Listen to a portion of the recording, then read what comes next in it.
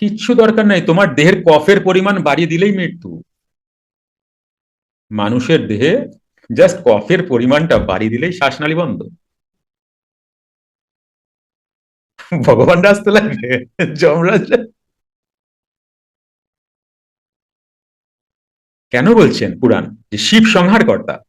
শিবকে তমগুণ, ওই শিবকে তমগুণী। তোমার দেহে তমগুণ কে? কফ। শরীরে কফের ভাগ বেশি থাকা মানে তমগুণের অ্যাক্টিভিটিস বেশি।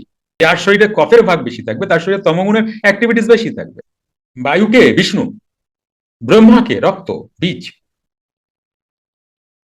রক্ত দিয়ে কি হয়?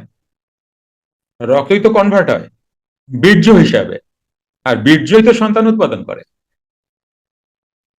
ব্রহ্মা কে হলো? সৃষ্টিকর্তা না? এবার সৃষ্টিকর্তার ডেফিনেশন বুঝছো কিভাবে সৃষ্টিকর্তা? একটি ঘোষণা আপনাদের সবার জন্য। সুপ্ত ক্রিয়া, মেডিটেশন এবং অন্তর্মুখী প্রাণায়াম ক্লাসে আসতে চাইছেন?